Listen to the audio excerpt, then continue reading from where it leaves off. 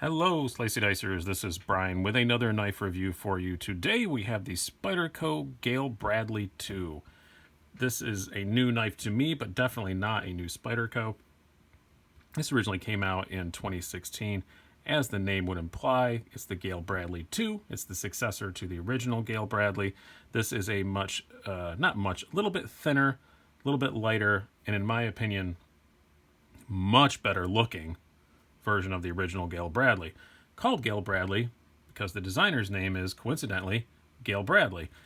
Very good designer. He is an actual national cutting champion. He does competing cutting competitions and stuff, and he's really knows how to make a thin, slicey knife, and he definitely nailed that aspect with this knife.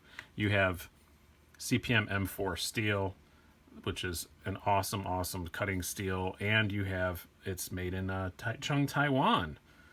So where all the schmancy pants Spydercos are made. Peel ply carbon fiber G10 scales, meaning this is G10 with just a thin layer of carbon over top of it. Some people will be sorely disappointed about that.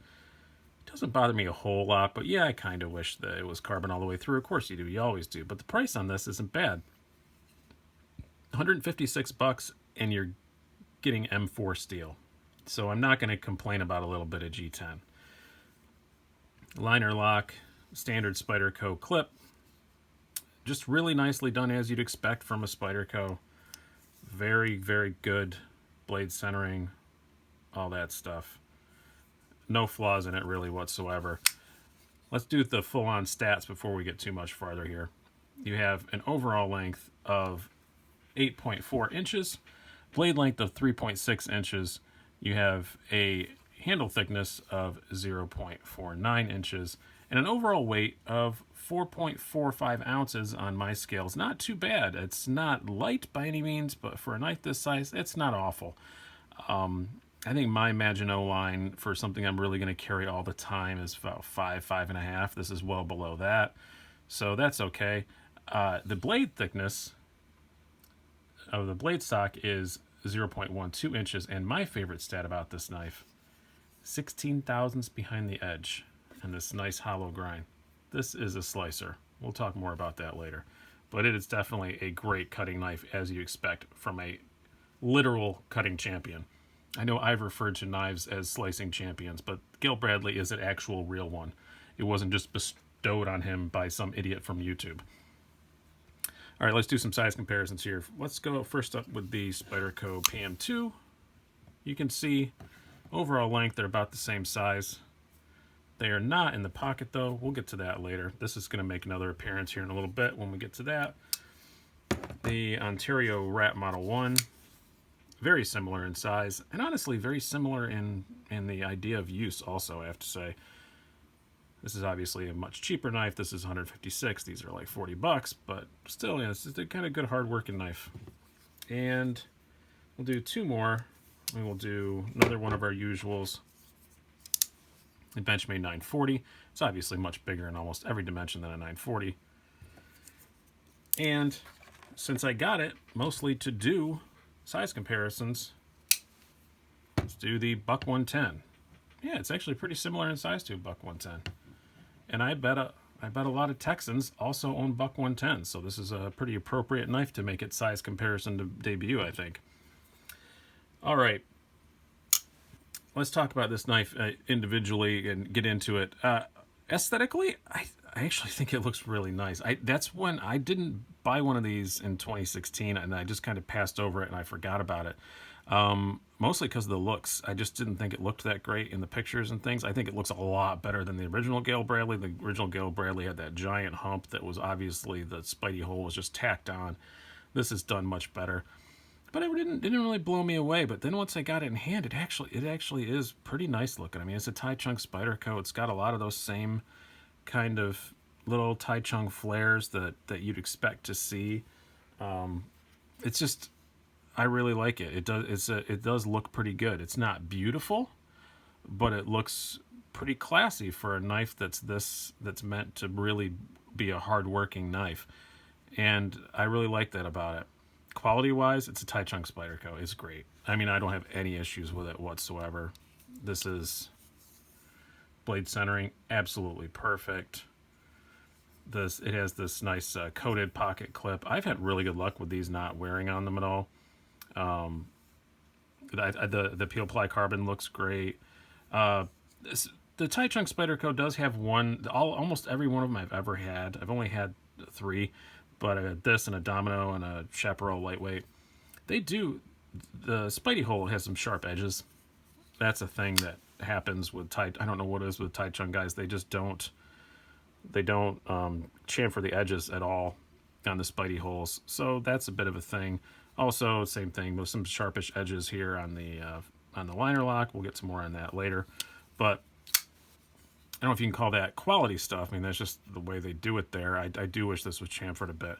But other than that, it's really well done. Screws are good quality. I did take this apart and put it back together, and it came apart and went back together completely awesome. Even though this was made, the date code on this was August 2016, and that was definitely in the height of the Spyderco red Loctite everything era. This one has no red Loctite. It came right apart, went right back together. So I was happy about that. Let's talk about the blade, because that's the most important part of any knife, but especially of this one. M4 steel has its ups, has its downs, but you cannot complain about this blade shape. As I said, 16 thousandths behind the edge, very tall, hollow grind. The tip is the tip's fairly robust with this nice swedge, but man, this thing just slices like a machine. I got it out. I went out as soon as I got it. Actually, I had to go out in the garage, and I'd heard these Gayle Bradleys were great slicers, and I had to pack 2 bikes and cut up some other boxes, and I cut acres and acres of cardboard right through it like butter. Doesn't even need to be touched up. I mean, definitely, if this was S30, I cut enough cardboard. If this was S30, I'd be touching it up, where this is just not even close to being needed to be touched up. And after I got done doing that, I went out and did some yard work, and I had to cut through some saplings, nothing big, like the size of my pinky. Whack, whack, and everything was fine. Still cuts paper perfectly fine when I got back in, just like it did out of the box. M4 will hold an edge forever. Downsides, 2, keep an eye on it. Make sure in 2 ways. I guess that's one big downside, but in 2 ways you got to keep an eye on it. First of all, make sure you keep it touched up and you keep the really good edge on it, because if you let it get really dull, M4 is a bear to sharpen. It's going to take a while. It's not horribly difficult. I've only ever had to do it once, and I don't have that great of sharpening equipment, but it took me for a freaking eternity. So make sure that you keep it. If you just have to touch it up a few swipes on diamond rods or diamond stones or something, and 1 or 2 on the ceramic, just to keep it smooth, you do that. If you use it heavily, do it. I just said this one doesn't need a touch up, but I bet I might do it anyway just to be sure, because I don't want it to get dull, because then it's really difficult to resharpen. Honestly, I'd probably send it somewhere if it got completely dull again. Other thing you got to keep an eye on with M4. M4 is not a stainless steel. It will patina. It will get rust if you don't keep an eye on it. Now, that said, this is my second M4 knife I had, and I was paranoid about it.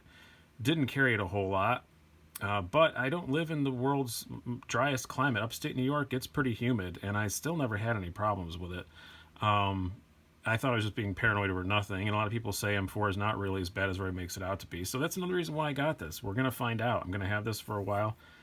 I'll do the same thing with my old M4. When I put it away, I'll oil it up. When I carry it, I make sure I keep it clean. Like I said, I did a lot of work with it today, cut a couple saplings and stuff. As soon as I got in the house, I wiped the blade off to make sure there's no residue, from the sapling and stuff on it. And then I hadn't oiled it yet, so I oiled it. So I just put a little thin coat of mineral oil on it and leave it be. Like, you can't even see that it's on there, but I assure you I did. So it's just a blade steel. If you don't want it to patina, and I don't, you have to keep an eye on it. Now, if you do want it to patina, some people do, and some of them come out looking really cool. I've seen especially a lot of really old Gayle Bradley ones, and they look pretty badass with the proper patina on them. I'm not going to do that, because I really like this machine. I think this is one of the best looking things in this knife. I could have talked about it more in the aesthetics, but I wanted to talk about it in the blade. Just the way that the machining marks are vertical here and horizontal on the flats. Man, that looks cool as hell. So no denying that just looks bad to the ass. I love this. To quote the fat man. I wish I still did YouTube videos. Yeah, I love the blade on this. It's fantastic. And for, again, $156 for M4, pretty good value. Ergonomically, also pretty good. Like I said, I was not interested in this until I got it in my hand, and then I got a decent deal, and I thought, yeah, I got to have one of these. This is really cool. It is very good in the hand. These liners do sit proud, and you are going to notice that. There's no denying that.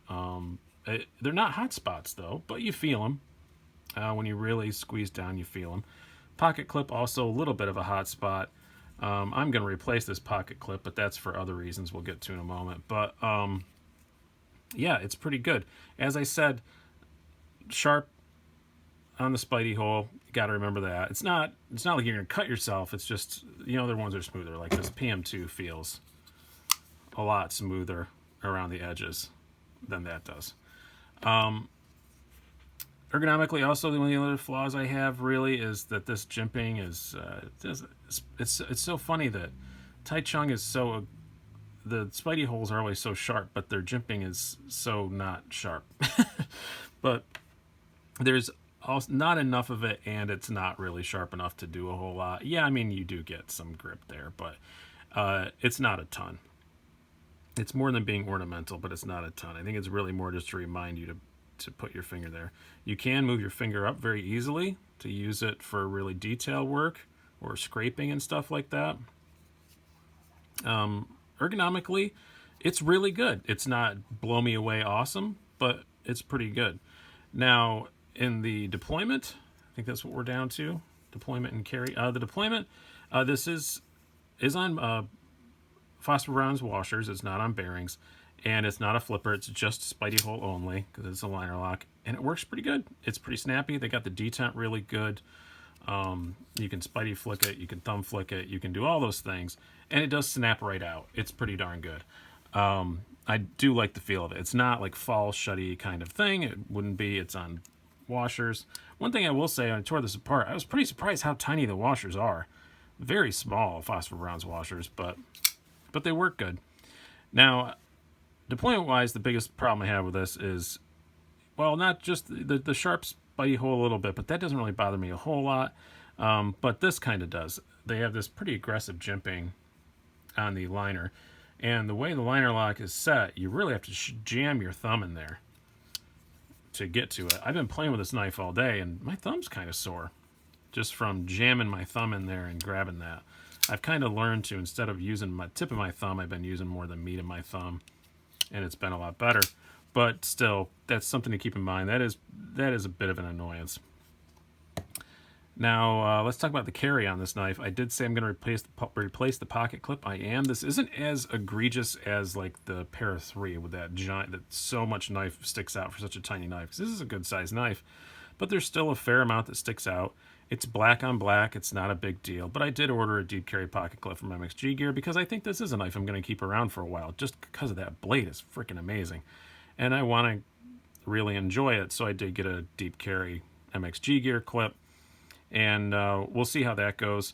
I'm sure it's going to work fine. I've never had a problem with their stuff before. But it is just, in my conclusion, I guess, is what we're down to. It's a pretty cool knife, and I'm kind of upset that I didn't get one before. I really do like it. I love this blade so much. It just blew me away. And that alone is reason enough to keep a hold of this for a while. They do still make them. This is not a production or anything like that. They do have a Gayle Bradley Advocate, which now I know I like this designer. I was never tempted by that knife before. Now I am. I do believe, let me look that up here. That's like a $250, yeah, titanium frame lock flipper. I'm going to go back and read some reviews of that because now I'm kind of tempted by that because I just, again, M4 steel, titanium frame lock. Now I'm tempted by the Advocate. So this knife I got for a really good deal, but it may wind up costing me a whole lot of money. But I hope you guys have enjoyed this. And it's not a new knife. I'm not even going to say it's an exciting knife, but it's a damn good one.